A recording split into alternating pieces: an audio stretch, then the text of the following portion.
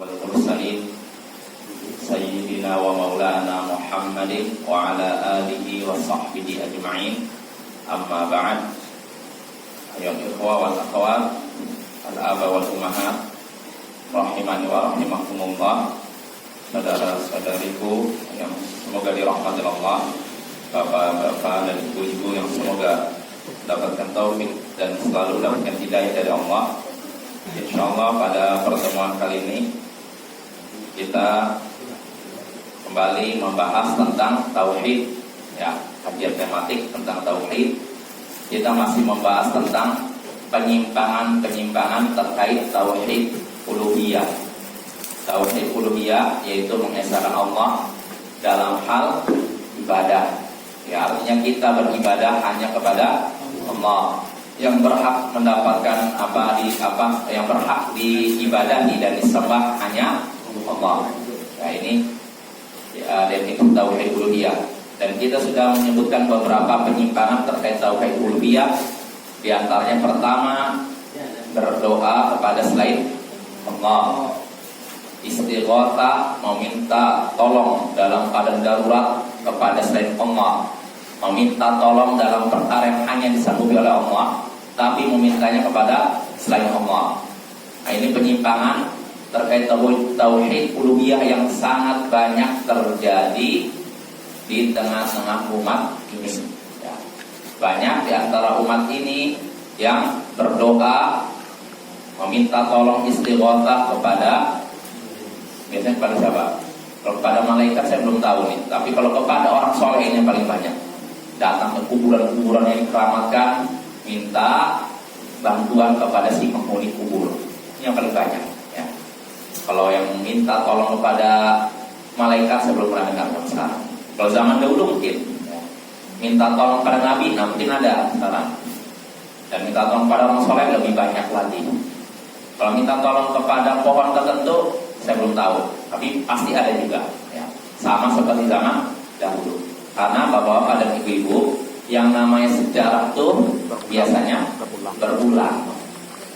Apa yang kita saksikan sekarang itu sudah terjadi sejak zaman dahulu. Jadi tidak usah terlalu kaget, ya. Contohnya nih, mungkin yang banyak yang aneh, dan semoga tidak terjadi di sini, seperti peristiwa mutilasi. Kalau ada kejadian orang ini dibunuh lalu dimutilasi, kita kaget kan? Padahal ini pun sudah ada zaman dahulu. Atau seperti LGBT, homo, lesbian. Ini bukan baru zaman sekarang saja, zaman dahulu pun ada, berulang Bapak. Begitu juga syirik. Syirik zaman dahulu ada. Nah, zaman sekarang pun ada. Jenisnya sama, walaupun sedikit namanya beda, tapi sebenarnya intinya sama. Ya, makanya disinilah pentingnya kita mempelajari tauhid, mengenal mana itu tauhid, mana itu syirik. Kalau kita tahu tauhid itu syirik, kita akan terhindar dari syirik. Tapi kalau kita tidak tahu perbedaan antara tauhid dengan syirik, sangat besar kemungkinan kita terjatuh dalam syirik. Nah, ini penyimpangan terkait tauhid uluhiyah. Yang pertama yaitu berdoa kepada selain Allah. Lalu yang kedua, istighatsah kepada selain Allah. Istighatsah artinya minta tolong dalam keadaan mendesak darurat kepada selain Allah. Ini juga syirik, ya. Lalu terakhir membahas menyembelih binatang untuk selain Allah. Nah, ini juga termasuk syirik dalam masalah uluhiyah. Karena Allah katakan dalam surat Al-An'am, "Qul inna sholati wa nusuki wa mahyaya wa mamati lillahi rabbil alamin." Katakanlah, wahai Rasul, sesungguhnya sholatku, sembelihanku, hidupku dan matiku hanya untuk Allah Tuhan semesta. Ini menunjukkan penyembelihan ini merupakan ibadah. Maka hendaknya ditujukan hanya kepada Allah, jangan kepada nabi, malaikat dan semacamnya, ya. Karena itu ibadah kepada selain Allah, dan itu perbuatan syirik. Itu perbuatan yang dilaknat oleh Allah. Nabi SAW bersabda dalam hadis Sahih Muslim, "La'anallahu man dzabaha li ghairillah." Allah melaknat orang yang menyembelih binatang untuk selain Allah. Menyembelih binatang untuk jin, menyembelih binatang untuk nabi, untuk malaikat, untuk orang soleh, untuk penunggu rumah ini, menyembelih binatang untuk penunggu pohon ini, penunggu gunung itu. Nah, yang seperti ini masih ada bapak-bapak di tengah-tengah masyarakat kita. Dan ini jangan kita akan remeh sekali lagi. Ini dosa yang sangat besar, dosa syirik sangat besar, ya. Bisa mengeluarkan seorang dari Islam. Maka kita jauhi perbuatan tersebut. Dan kalau kita sudah tahu, hendaknya kita ingatkan orang terdekat dengan kita supaya menjauhi perbuatan tersebut. Ya, kalau kita sayang kepada keluarga kita, maka ketika dia melakukan dosa tersebut, dosa syirik, harusnya kita tegur, kita akan jangan. Karena ini lebih parah daripada dosa zina, dosa mencuri dan semacamnya. Ya, zina saja dosa besar kan? Ya tidak, apalagi dosa syirik. Ya, maka kalau ada saudara kita yang terjatuh dalam perbuatan syirik, sikap kita nasihati dengan lembut. Ya, bukan dengan kekasaran, kekerasan atau main hakim sendiri langsung pukul, nggak boleh. Ini bukan tugas kita. Kita mengingatkan saja. Kalau dia misalkan diingatkan tidak mau, maka tidak boleh kita menggunakan kekerasan. Tidak boleh kita menggunakan kekerasan, bapak. Ya. Nah, itu pembahasan tentang menyembelih binatang untuk selain Allah. Dan menyembelih binatang untuk selain Allah kan sudah kita bahas ada 3 jenis. Ya. Pertama, menyembelih binatangnya dengan untuk Allah, tapi dengan menyebut nama selain Allah. Contohnya beli kurban, akikah, itu kan untuk Allah kan? Tapi dia mengucapkan dengan nama Rasul, Bismi Rasul, bukan Bismillah, Bismi Rasul, Bismi Syekh Abdul Qadir Jailani, misalkan dengan nama Syekh Abdul Qadir Jailani, Bismi Sunan Gunung Jati, dengan nama Sunan Gunung Jati, atau nama siapapun, nama selain Allah. Nah, ini syirik, sembelihannya tidak halal. Lalu kedua, menyembelih untuk selain Allah, tapi dengan menyebut nama Allah. Dia menyembelihnya untuk jin, tapi mengucapkan Bismillah. Ini juga syirik. Dan sembelihannya tidak halal, bangkai, tidak boleh kita makan. Bukan memang tidak boleh. Yang untuk jin itu apa maksudnya? Untuk jin, artinya sembelihannya untuk jin. Dia berikan jin, dia misalkan, ya kalau yang sering terjadi di tengah-tengah masyarakat kita seperti kalau rumah baru, kalau tempatin nyembeli supaya rumahnya aman, itu untuk jin, seperti itu. Atau di beberapa tempat, kalau misalkan, proyek nih misalnya, kalau ada proyek ini, jembatan ini, supaya proyeknya lancar, sembeli kerbau misalkan. Abang saya pernah mengalami kejadian ini, bapak-bapak. Kalau teman-teman sebagian tahu, jadi ketika beliau ini, abang saya kerja di sebuah proyek perbaikan bandara di suatu daerah. Jadi kebetulan bandaranya ini sudah mau direnovasi, jadi bandara internasional. Nah, kebetulan bandara ini sudah lama, sejak zaman Jepang, bangunannya sudah zaman Jepang. Bisa kita bayangkan bangunan sudah berapa puluh tahun lalu, seperti apa kira-kira? Udah nggak layak pakai kan? Maka pihak proyeknya apa istilahnya? Tender apa? Kontraktornya memutuskan udah ini dirubuhkan aja. Nah, akhirnya dirubuhkanlah bangunan yang dibuat Jepang. Nah, ketika pas rubuh semua bangunan itu, semua pekerja yang kesurupan. Gak ada satu pun yang gak kesurupan, kecuali abang saya. Wah, abang saya bingung kan, gimana nih semua teman-temannya kesurupan. Dia akan telepon saya, dalam keadaan saya masih di Jakarta. Gimana ini saya? Minta tolong. Apa yang harus saya lakukan? Ya, kata saya, cari orang yang bisa ngeruqyah. Artinya cari orang yang bisa ngeruqyah, dan orang ngeruqyah ini harus akidahnya lurus, bacaannya benar. Ya, akidahnya lurus, bapak-bapak. Karena kalau akidahnya dia sendiri orang ngeruqyah, tapi dia sendiri berbuat syirik, bagaimana jin akan? Dia kata jin, lah kamu bacakan untuk saya, kamu sendiri mirip kayak saya. Ya kan? Allah maksiat misalkan orang berbuat syirik, nggak pantas. Harus akidahnya lurus. Terus kedua, bacaannya benar, bapak. Kenapa bacanya benar? Saya pernah punya kejadian, ini juga teman saya. Kalau tadi abang saya teman saya. Jadi teman saya ketika itu bareng-bareng sama saya merupiah seorang wanita. Jadi adiknya kuliah di Bogor, kakaknya perempuan ini berkunjung dari Sumatera ke Bogor. Nah, nyampe Bogor kesurupan. Nah, akhirnya dirupiah lah rame-rame. Gantian saya baca. Nah, ketika saya udah selesai baca, giliran teman saya. Nah, ketika teman saya baca, baru berapa satu ayat belum nyampe selesai. Dia tertawa kan oleh jin. Wah, bacanya salah itu, bacanya salah, tajwidnya salah itu. Akhirnya teman saya yang baca udah berantakan, makin gemetar, saranya makin nggak karuan gitu. Bacanya memang berantakan kok besar. Saya dengar sendiri, aduh ini nggak layak nih rupiah nih. Bacanya berantakan. Nah, setelah digertak oleh jin, makin goyang lagi. Nah, dari sini saya ngambil pelajaran, memang untuk meruqyah itu harus orang yang bacanya benar. Karena sebagian jin paham, karena sebagian jin pun mungkin belajar tajwid juga bisa jadi. Dia bisa bedakan mana baca mana baca enggak. Mungkin itu termasuk strategi jin mungkin meragu-ragukan seorang ruqyah. Iya betul. Ya makanya memang kalau seorang bacanya ini tidak beres, ini kerasa. Ya sama seperti ini Bapak. Nggak usah jauh-jauh jin lah. Kita misalkan ada seorang imam, ya, yang satu imam tetap, memang bacanya bagus.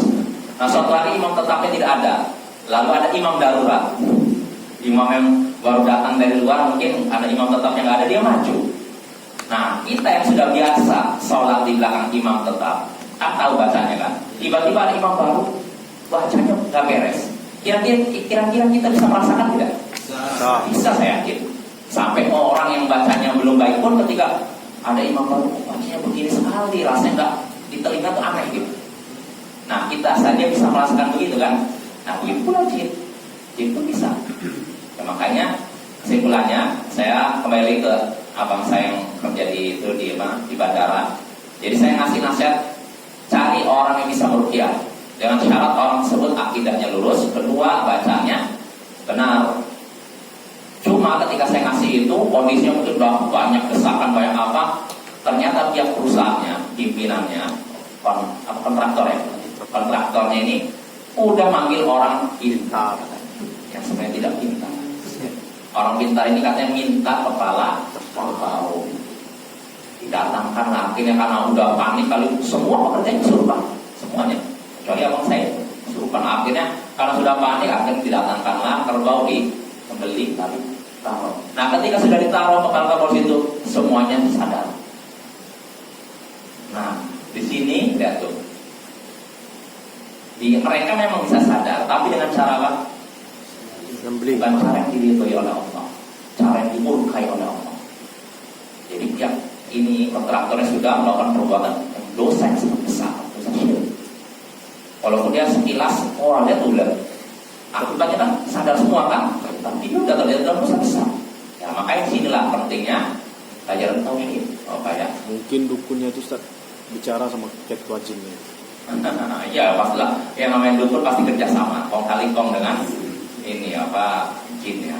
Jadi gitu Bapak. Jadi penting ya, sekali lagi permasalahan tadi, contoh tadi pertanyaan Bapak, menyembelih untuk jin ya, seperti itu contohnya.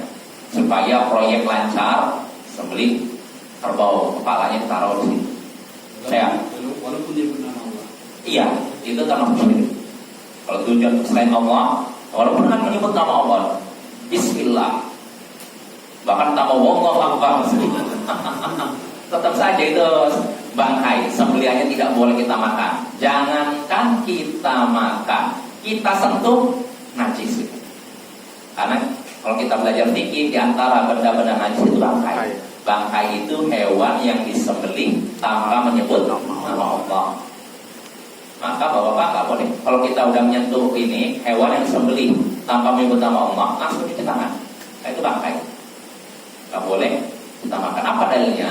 Nabi SAW dalam hadis, "Idza dubighal ihab faqad tahur." Kalau bangkai sudah disamak, maka sudah suci. Artinya kalau belum disamak, tidak suci, alias najis. Maka kalau kita menyentuh bangkai, maka cuci tangan kita, karena itu najis. Jadi itu sembelihan untuk selain Allah, menyembelih untuk selain Allah diantaranya menyembelihnya untuk selain Allah dan dengan menyebut Allah. Yang kedua, yang ketiga yang paling parah, menyembelihnya untuk selain Allah dan dengan menyebut nama selain Allah. Misalkan nyembelih sapi untuk Nyi Roro Kidul dan dengan nama Nyi Roro Kidul. Nah ini dosanya lebih parah. Ini benar-benar syirik murni. Nah, yang seperti ini sembelihannya tidak halal, jadi bangkai dan pelakunya keluar dari Islam. Ya, hati-hati Bapak ya.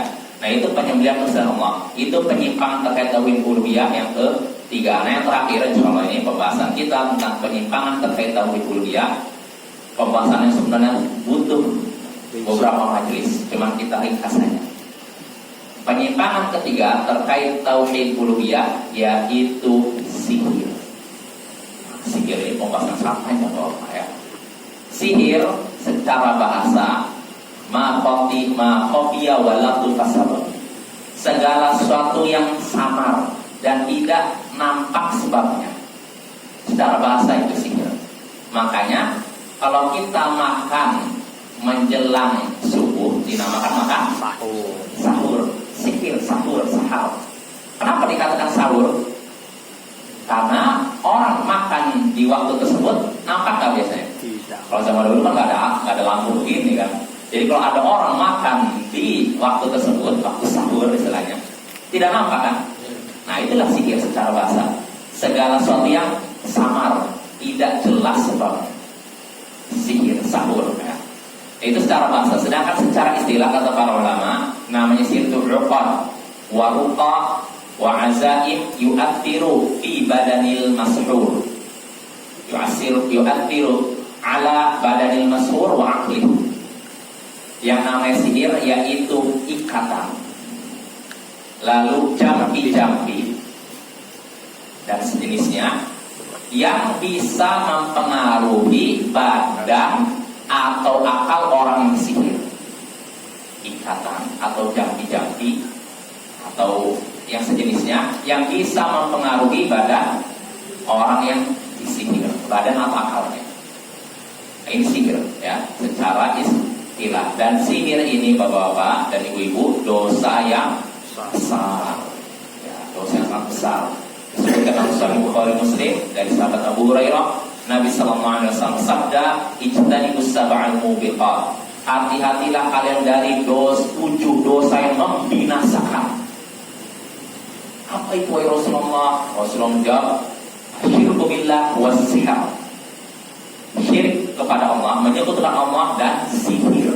Lalu Nabi menyebutkan berapa lagi? 5 lagi. Nabi menyebutkan sihir pada urutan ke-2. Yang menunjukkan dosanya sangat besar. Dan orang yang melakukan sihir juga meyakini sihir, mengamalkannya, mempelajarinya dan mengajarkannya, ini juga kafir. Berdasarkan surat Al-Baqarah 102. Wa ma kafara Sulaiman. Sulaiman tidak kafir. Walakinna syayatin kafaru. Akan tetapi setan-setan itulah yang kafir. Kenapa? Yu'allimunan nasa sihr. Karena setan ini mengajari manusia sihir. Itu menunjukkan sihir, kata para ulama, siapa yang meyakini sihir, mengamalkannya, mempelajarinya atau mengajarkannya, maka ia telah kafir, keluar dari Islam. Nah, ini sihir bapak-bapak. Jadi dosa yang besar atau kecil? Ini si dosa besar yang disebutkan oleh para ulama. Segala sesuatu, segala perbuatan yang ada ancamannya. Nah, kalau suatu perbuatan yang melakukannya terancam keluar dari Islam, berarti ada ancamannya kan? Berarti perbuatan tersebut dosa apa? Besar. Berarti sihir dosa yang besar. Ya, maka jauhi sihir. Ya. Itu sekilas tentang definisi sihir dan bahaya sihir. Ya, kita tidak akan terlalu berpanjang lebar masalah bahayanya. Insya Allah ada saatnya kita mengkaji kitabnya. Yang kita bahas sekarang macam-macamnya saja. Apa saja macam-macam sihir? Sihir ini ada macam-macamnya. Ya, di antaranya yang disebutkan dalam Musnad Ahmad, Nabi SAW sabda, innal iyafata wa tarfa wa tiyarah minal jinn. Kata Nabi, sesungguhnya iyafah, tarf, wa tiyarah termasuk jibat. Jibat itu apa? Kata Umar bin Al-Khattab. Siapa Umar bin Al-Khattab? Khalifah. Sahabat Nabi. Yang namanya jibat adalah sihir. Sebutkan dalam tafsir Nabi Hakim. Jadi iyafah, tarf dan tiyarah ini adalah sihir, termasuk sihir. Iyafah, tarf dan tiyarah ini termasuk sihir. Nah, di sini Nabi menyebutkan berapa jenis sihir? Ada 3 contoh sihir. Pertama, iyafah. Apa itu iyafah? Imam Auf bin Abi Jamilah menerangkan bahwa iyafah maksudnya zajrut tayr, menghalau burung. Maksudnya apa? Kebiasaan orang di zaman jahiliyah, kalau mereka mau pergi, mereka harus melepas burung dulu. Saya mau pergi nih, hari besok, misalnya hari Senin, saya mau pergi, saya lepas burung dulu. Kalau burungnya terbang ke arah depan, wah, saya ulangi lagi, abstain, tengah. Nah, tapi ulangi lagi. Nah, cari lagi burung. Kalau ternyata burungnya dilepas, terbangnya ke arah kiri, siap. Ini hari siap. Kalau saya tetap pergi, nanti bisa-bisa di jalan ada musibah kecelakaan. Saya jadi ketabrak unta, tabrak unta, atau tabrak anjing misalkan, atau tabrak kuda dan semacamnya. Maka saya nggak jadi pergi. Pokoknya kalau taruh kiri nggak jadi. Nah, besoknya sama lagi, coba lagi. Kalau misalnya ternyata perginya ke arah kanan, nah barulah merasa apa? Nah, ini hari yang baik. Berarti saya tidak siap hari ini, baru berangkat. Nah, itulah yang namanya iyafah. Atau nama lainnya adalah tiyarah, mirip ya. Ini namanya iyafah dan ini termasuk sihir, termasuk dosa. Ya, ada bapak-bapak seperti ini. Ada di sini ya. Ini kalangan Arab jahiliyah kayak gitu. Tapi mungkin di Indonesia mungkin bukan burung bisa jadi. Yang dikeluarkan apa? Mungkin kayak kucing. nomor-nomor itu, nomor-nomor. Nah, itu bisa. Nah, itu termasuk iyafah, nanti tiyarah. Ya. Itu jenis pertama bapak ya. Jadi sihir yang pertama yaitu menghalau burung untuk menentukan apakah ini hari baik atau hari sial. Itu termasuk jenis sihir. Yang kedua, kata Nabi SAW, at-tarq. Kata apa itu at-tarq? Kata Imam Auf bin Abi Jamil, al-khattu yukhattu bil ardh, membuat garis di tanah. Tujuannya apa? Untuk meramal. Oh, jadi meramal ini berarti nanti akan terjadi ini dengan, ya kalau saya sih tahu pernah. Siapa yang pernah menyaksikan orang praktek kayak gitu? Kalau di kalangan orang Arab jahiliyah begitu. Jadi mereka membuat garis-garis untuk meramal kejadian yang ada di ini. Dan kebanyakan pelakunya, kata Syekh Utsaimin, wanita. Oh, bisa ya wanita ya. Jadi di zaman dahulu itu yang banyak menggeluti sihir adalah kaum wanita. Makanya kita baca surat Al-Alaq, surat apa? Al-Falaq kan? Qul a'udzu birabbil falaq. Katakanlah, wahai Rasul, aku berlindung kepada Tuhan yang menguasai waktu subuh. Min syarri ma khalaq, dari kejahatan makhluk yang Dia ciptakan. Wa min syarri ghasiqin idza waqab, dan dari kejahatan malam tatkala makin gulita. Wa min syarrin naffatsati fil 'uqad, dan dari kejahatan wanita-wanita peniup 'uqad. 'Uqad itu simpulan kata. Di sini disebutkan dari kejahatan wanita-wanita peniup 'uqad. Maksudnya wanita apa? Tukang sihir. Pertanyaannya bapak-bapak, kenapa tidak disebutkan berlindung dari kejahatan pria-pria peniup 'uqad? Kenapa disebutkan wanita? Ini banyak pelaku. Kenapa tuh? Karena yang menggeluti sihir di zaman tersebut banyaknya wanita. Ya. Di zaman itu ada zaman sekarang. Ada juga. Wanita atau pria yang banyak? Sama aja. Oh, bukan. Kayak penahan hujan. Iya, itu perempuan kan gitu kan. Ya udah, nggak akan kita bahas itu ya. Ya udah, itu bapak ya. Jadi itu yang kedua ya. Termasuk jenis sihir yaitu membuat garis tertentu di tanah untuk meramal. Lalu yang ketiga al-tiyarah. Nah, ini mirip dengan yang pertama sebenarnya. Al-tiyarah itu disebutkan oleh para ulama at-tasya'um bisyai', merasa sial karena sesuatu. Mendengar, Ustaz. Apa? Mendengar, Ustaz. Mendengar, iya. Merasa sial karena sesuatu. Ini sesuatu ini baik sesuatu yang dilihat, didengar atau diketahui. Nah, itu termasuk jenis sihir juga. Merasa sial karena sesuatu yang dilihat. Ya contohnya seperti tadi. Makanya iya, itu sebenarnya bagian dari tiarah juga. Melepaskan burung. Kalau burungnya ke kiri, wah sial nih. Nah, ini namanya tiarah.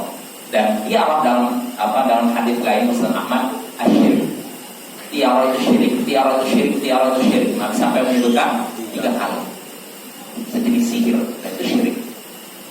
Jadi seperti itu orang Arab merasa sial karena sesuatu yang dilihat. Burung lepas arah-kiri, wah sial. Nah, itu syirik. Itu termasuk bagian dari sihir. Begitu juga seperti keyakinan sebagian orang ketika di pagi hari baru buka pintu, dia lihat muka orang buruk sekali, matanya guling-guling, mata sial juga. Dia tutup pintunya. Saya mau pagi hari. Karena baru buka pintu di pagi hari udah lihat muka orang yang bermuka buruk, berarti saya pun harinya buruk nih. Tutup pintu, nggak jadi pergi. Nah ini pun tiarah dan itu syirik, termasuk jenis dari sihir. Jelas Bapak ya?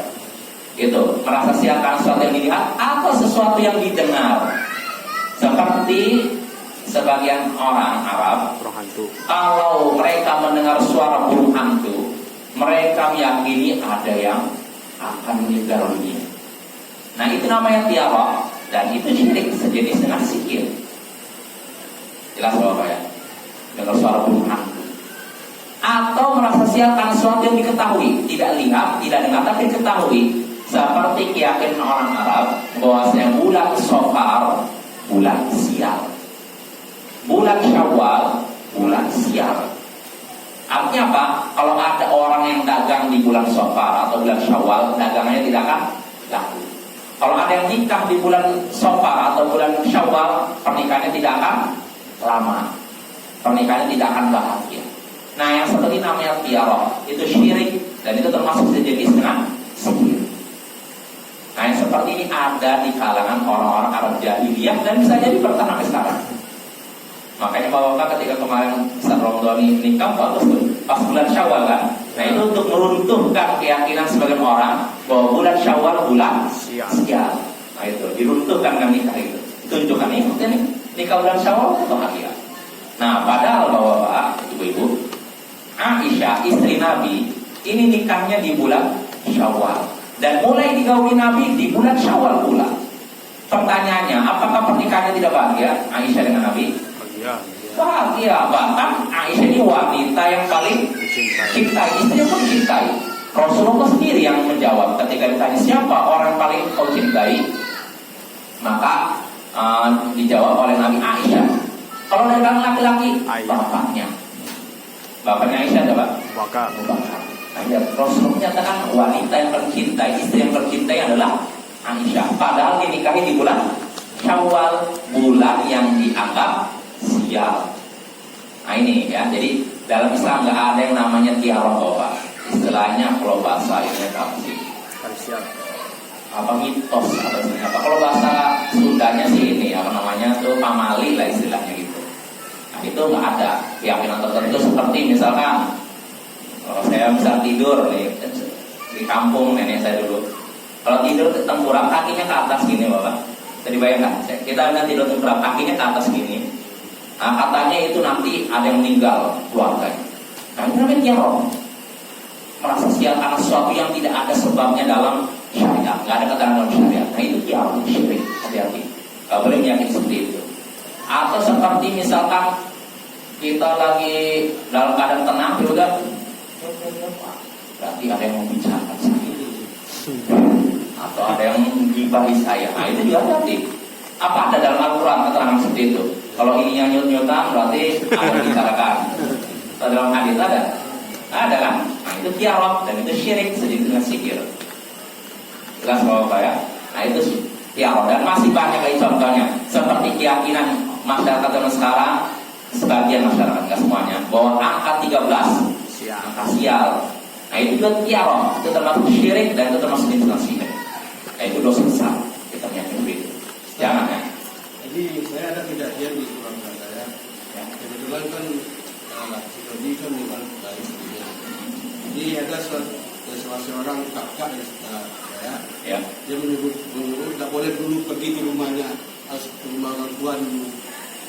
Ada apakah termasuk syirik itu? Kenapa ada larang gitu? Karena tidak cepat dapat jodohnya katanya. Ah, itu bisa kalau situ. Iya. Nggak ada, karena itu nggak ada keterangan dalam Al-Quran, berita hadis nggak ada. Artinya jangan sampai kita mengharamkan sesuatu yang tidak diharamkan oleh Allah dan Rasulnya. Kecuali kalau misalkan itu terkait ini tidak diharamkan oleh Allah dan Rasulnya, tapi misalkan menurut etika masyarakat mungkin tidak layak, maka nggak apa-apa kita ikuti. Ya contohnya begini Bapak. Bolehkah mama buang air besar di sungai? Boleh. Ada tidak larangan dalam Al-Quran? Tidak. Ada dalam hadis? Tidak ada kan? Tapi kalau suatu daerah itu dianggap perbuatan yang tidak pantas, maka apa kita jangan jangan langgar itu. Jangan kita buang air besar di sungai. Kalau misalkan kebiasaan suatu masyarakat misalnya dianggap di Muntai sini, itu perbuatan yang dianggap aib, maka kita jangan melanggar. Nah, sekali-kali itu apa ini kan nggak ada dalam Al-Quran hadis. Udah saya buang air besar di ya karena apa? Menurut kaidah usul kaidah fikih al-adatu muhakkamah. Yang namanya adat itu dipakai selama tidak bertentangan dengan Al-Quran Sunnah. Artinya kalau memang apalagi kalau misalkan seorang dilarang buang air besar di sungai, ini kan ada masalahnya kan? Demi apa? Menjaga kebersihan. Maka nggak apa-apa kita ikuti aturan seperti itu. Walaupun tidak ada keterangan larangan jelas dalam Al-Quran Sunnah. Tapi kalau suatu kebiasaan adat, misalkan itu bertentangan, benar-benar bertentangan Al-Quran Sunnah, maka kita jangan ikuti. Walaupun sudah jadi adat. Misalkan kalau mau mengadakan pernikahan, misalkan ada itu nyembelih ayam hitam misalkan, atau menyembelih hewan tertentu supaya tidak turun hujan. Nah ini kalau sudah dianggap adat, ini adat yang bertentangan dengan ya kita kan ikuti seperti itu. Dan gak ada masalahnya. Beda dengan larangan buang air besar di sungai, ada masalahnya kan? Maka kita ikuti itu. Walaupun tidak ada larangan yang jelas dalam Al-Quran dan Sunnah. Nah, kesimpulannya. Jadi yang tadi itu termasuk syirik ya? Ya kalau ada keyakinan kalau kamu langsung ketemu ini nanti rezekinya kurang, nah ini butuh dalil. Misalkan rezekinya bisa seret gara-gara kamu langsung singgah sini, itu butuh dalil. Sedangkan yang menentukan rezeki kan Allah. Gimana kalau bisa nyatakan ini sebab rezeki tapi nggak ada dalilnya? Yang bisa arah situ, bisa arah tatoyur tadi, tiarah, merasa siakan sesuatu yang dilihat, didengar atau diketahui. Tapi itulah Ustaz, katanya lama dapat apa jodoh tapi dari coba tapi seperti sekarang juga dia. Atau mungkin gini, sebagian orang tua atau mungkin masih gini, kadang tujuannya baik tapi dengan nasihat yang kadang sekilas tidak masuk akal. Contohnya gini, kamu ini jangan berdiri lama di depan pintu, nanti susah dapat jodoh. Jangan berdiri lama di depan pintu, nanti susah dapat jodoh. Benar nggak Bapak? Ya. Kalau saya benar, karena kalau orang berdiri terus gimana dapat jodoh? Di depan pintu terus. Kadang nasihatnya baik tapi ya itu bikin orang salah paham gitu. Nah, itu masuk apa juga, pantangan juga. Itu nggak boleh. Dalam Islam nggak ada segitu. Semua hari baik, nggak ada hari sial, hari baik, hari baik, hari sial nggak ada. Semuanya baik dalam Islam. Iya. Panas katanya kan? Iya, itu ya. Yang seperti inilah bahwa yang harus kita bersihkan dari tengah-tengah masyarakat kita. Kalau saya Ustaz, Ya. memang selalu nasihat anak. Jangan makan tengah pintu nanti orang Jawa, nggak boleh. Oh iya, mungkin Karena kalau makan tengah pintu ada orang mau melamar kamu nanti kembali jalan. kembali jalan ngajarin. Oh, kalau makan tengah pintu. Jangan makan tengah pintu itu tidak boleh. Kalau orang Jawa patah, kalau dilamar orang. Itu namanya tiarah Pak. Tiarah, itu syirik Pak. Kita baru ramas kan. Nah itu keyakinan batil itu. Gak ada dalam. Tapi kalau kayak di kalangan itu ada pakai, kliwon itu gimana itu? Ya pokoknya itu nggak ada Artinya silakan ada tanggalan ini, Jawa, tanggalan ini dan itu, tapi kita yakini semua hari itu baik. Gak ada hari baik, hari sial, ada dalam Islam. Bagaimana nanti Pak Ustaz? Ya. Saya nggak ada hubungannya kayak Pak ya, antara Jawa dan kita. Dan kadang antar satu daerah dan daerah lain kadang ada sedikit perbedaan. Kalau orang Thailand ada keyakinan seperti ini, Thailand pun ada. Di Thailand seperti itu, negara pun itu. Ada kayak gitu. Di Indonesia ada, di Malaysia beda-beda. Mirip tapi agak berbeda. Ya. Bagaimana kita dipahami bersama, tapi ada salah satu orang meninggal, dia berwasiat, kalau misalnya tanah ini jangan dipakai, kalau dipakai maka terjadilah. Jadi sehingga orang yang keluarga yang ditinggalkan itu dia belum patuh gitu. Jadi bagaimana coba Ustaz? Oh, jadi orang meninggal masih wasiat itu. Gitu. Nah, itu wasiat yang batil, Pak. Karena kalau seorang sudah meninggal, hartanya sudah menjadi hak ahli waris. Gak boleh dia pesan ini, gak boleh ini khususkan untuk kita. Nah, apa itu pertama. Terus kedua, menentukan bahwa ini kalau digunakan sial atau tidak butuh dalil, ya kan? Dan nggak ada ayat Al-Quran kalau ini, misalkan tanah ini nggak dibagi nanti sial, nggak ada. Maka ini bisa terjadi dalam syirik. Syirik itu maksiat karena menzalimi ahli waris. Iya. Jadi bapak-bapak kalau kita meninggal nih, kita meninggalkan harta banyak, kita udah gak punya hak apapun untuk istilahnya gini, kapling istilahnya. Misalkan saya punya tanah 8 hektar, anak saya misalkan 8. Nah, nggak boleh saya misalkan sediakan 1 hektar untuk ini misalkan walet. Nanti hasil ininya sedekah untuk saya. Nggak boleh, nggak boleh. Ini udah milik hak anak saya, ahli waris istri saya, anak saya. Jadi nggak ada lagi saya ini gitu. Kecuali kalau si anak misalkan mau berbakti, misalkan kita kan orang tua kita udah meninggal, kita ingin orang tua kita dapat pahala. Ya udahlah, saya relakan tanah 1 hektar, kita relakan. Kamu sediakan 1 hektar, kamu 1 hektar, kumpul, bikin walet untuk sedekah orang tua boleh, tapi bukan kewajiban. Gak boleh kita mewajibkan sesuatu yang tidak wajib. Ya, jadi pokoknya kalau kita punya harta sebanyak apapun, udah ini ketika kita meninggal udah nggak punya hak lagi kita, udah menjadi hak ahli waris. Jadi nggak ada sangkut paut orang tua itu terkait harta. Nggak bisa kita berwasiat. Nggak bisa kayak gitu. Nggak bisa.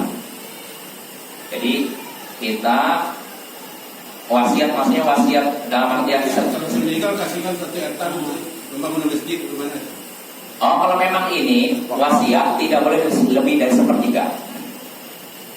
Gak boleh lebih dari 1/3. Kalau memang kita hartanya banyak nih, setelah dikurang kita meninggal nih, lalu setelah dibayarkan hutang ternyata masih banyak 1 miliar.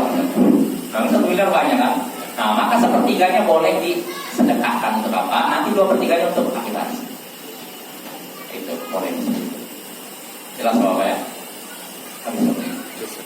Ya dan cukup kan? Pembahasan sini memang panjang. Kita baru 1 poin. Iya. Insya Allah pada pertemuan berikutnya kita selesaikan masalah sihir. Dan kalau memang sempat kita langsung membahas kitab Al-Usulul Thalathah. Insya Allah kita kedepannya kita ngaji kita Bapak menggunakan kitab Al-Usulul Thalathah. 3 landasan utama. Apa maksudnya 3 landasan utama? Maksudnya 3 permasalahan yang akan ditanyakan di alam kubur. Ya, kalau kita mau selamat di alam kubur kita kan harus bisa jawab 3 pertanyaan ini kan. Man Rabbuk, siapa? Tuhanmu. Wa man nabiyyu, siapa nabimu? Wa ma dinuk, apa agamamu? Nah, kalau kita ingin jawab 3 pertanyaan ini, maka kita harus mempelajari ini. Ya tidak? Ya, makanya insya Allah akan kita bahas kalau permasalahan ini sudah selesai ya, masalah sihir. Yang itu saja, kurang lebihnya maaf. Subhanallahumma wa bihamdika, asyhadu an la ilaha illa anta, astaghfiruka wa atubu ilaik. Assalamualaikum warahmatullahi wabarakatuh. Ini lama di depan pintu, itu susah dapat jodoh. Mungkin benar, karena kalau di pintu terus gimana? Kamu nikah lah depan pintu aja. Ya pas akad juga itu. Tapi kalau seperti itu nggak ada Pak, nggak ada hubungannya antara makan di depan pintu dengan jodoh kan? Nggak ada Pak ya? Ada. Artinya nggak perlu kita ini kan apa perhatikan sedikit. Ya seperti banyak bapak-bapak yang namanya kiaroh ini. Kalau bahasa Sundanya pamali lah. Kalau bahasa Jawanya apa namanya itu?